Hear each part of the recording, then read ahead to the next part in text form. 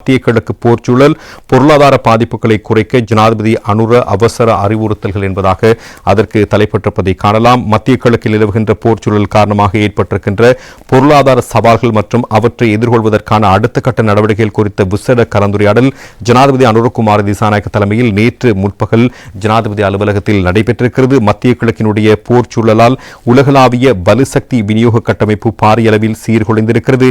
இதனால் உலக நாடுகள் எதிர்கொண்டிருக்கின்ற பலுசக்தி நெருக்கடி மற்றும் எதிர்வரும் மாதங்களில் உலக சந்தையில் ஏற்படக்கூடிய விலை மாற்றங்கள் குறித்து இந்த சந்திப்பில் விரிவாக ஆராயப்பட்டதாகவே தெரிய வருகிறது.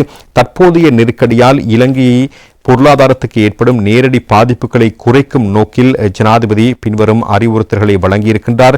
தடையற்ற பலுசக்தி விநியோகம் தொடர்பாகவும் அவர் கருத்து தெரிவித்திருக்கின்றார். நாட்டின் எரிசக்தி தேவையை எவ்வித தடையுமின்றி உறுதிப்படுத்துவதற்கான நடவடிக்கைகளை மேற்கொள்ள வேண்டும் என்ற விடயமும் நேற்றைய தினம் இந்த சந்திப்பின் மிக முக்கியமான பேசு பொருளாக மாறியிருந்தது.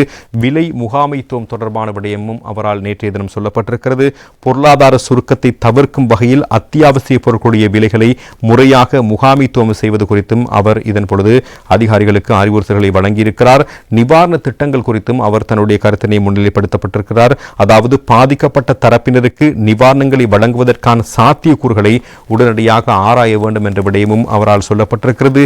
நிலைபெறான வளர்ச்சி குறித்த தகவலும் அவரால் நேற்றைய தினம் சொல்லப்பட்டிருக்கிறது. 2025 ஆண்டில் எட்டப்பட்ட பொருளாதார வெற்றிகளை எவ்வித சரிவுமின்றி தொடர்ந்தும் முன்னெடுத்து செல்லுதல் இந்த கலந்துரையாடலின் பொழுது வெளிநாட்டு அலுவல்கள் மற்றும் சுற்றுலாத்துறை அமைச்சர் விஜித் ஹீரத், பலுசக்தி அமைச்சர் குமார் ஜாக்கொடி, மத்திய வங்கி ஆளுநர் கலாநிதி பி நந்தலால் வீரசிங்க மற்றும் நிதியமைச்சருடைய செயலாளர் கலாநிதி ஹர்ஷன சூரிய பெருமா ஆகியோர் கலந்து கொண்டிருக்கிறார்கள். மேலும் ஜனாதிபதியினுடைய சிரேஷ்ட பொருளாதார ஆலோசகர் துமிந்த் ஹூலாங்கமு மற்றும் ஜனாதிபதி குழாமினுடைய பிரதானி பிரபாத் சந்திரகீர்த்தி உள்ளிட்ட உயர்மட்ட அதிகாரிகள் பலரும் இதில் கலந்து கொண்டிருப்பதான தகவல்களும் மிக முக்கியமான செய்திகளாக வெளிப்படுத்தப்பட்டிருப்பதை நாங்கள் காணக்கூடியதாக இருந்தது.